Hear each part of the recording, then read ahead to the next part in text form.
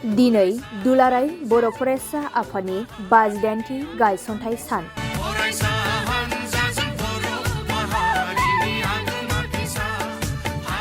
दिनै 15 फेब्रुवारि एबसुनि जोनोम सान। 1967 मायथाइनि 15 फेब्रुवारि सानाव बर' हारिनि अलखद समाव जोनोम मोननाय दुलाराय बर' फरायसा आफादा 58 बोसोर आबुं जाबाय।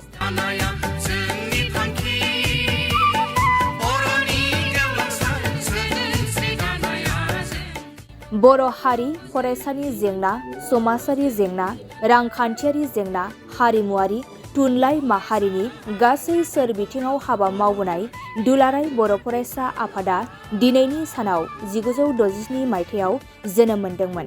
सुबुं समाजनि गेवलांसारनाया माजों जायो आइफोर आफाफोर थारैनो बेखौबो मख'थारनांगोन दि 1967 मायथाइनि 15 फेब्रुवारियाव जोनोम मोननाय समाव एबसुनि गिबि आफादगिरि महरै बानेश्वर बसुमतारी आरो गिबि गाहाय नेहाथारि महरै दंमोन कनकेश्वर नार्जारी बिथां।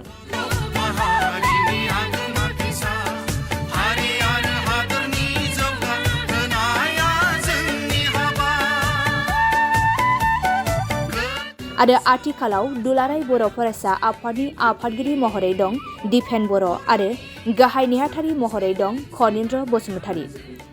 दुलाराय बर' फरायसा आफादनि गोलाव सम हारिनि थाखाय खामानि मावबोनायखौ बिजिरना नायोब्ला नुगोन एबसुआ बर' माहारिनो बेसेबां बिहोमा होबोदों।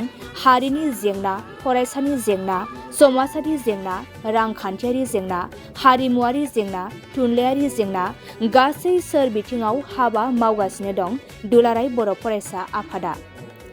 राजखान्थि बिथिङावबो गोजोनै जौगानायनि बाथ्रा साननो हानायनि बिथा खालामना होबाय दुलाराय बर' फरायसा आफादा।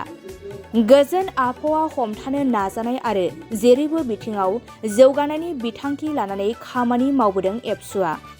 बर' हारिनि अलखद समावबो एबसुआ गोबां खामानि मावबोदों आरो हारिनि मोजांनि थाखाय एबसुआ अरायबो खामानि मावलाङो।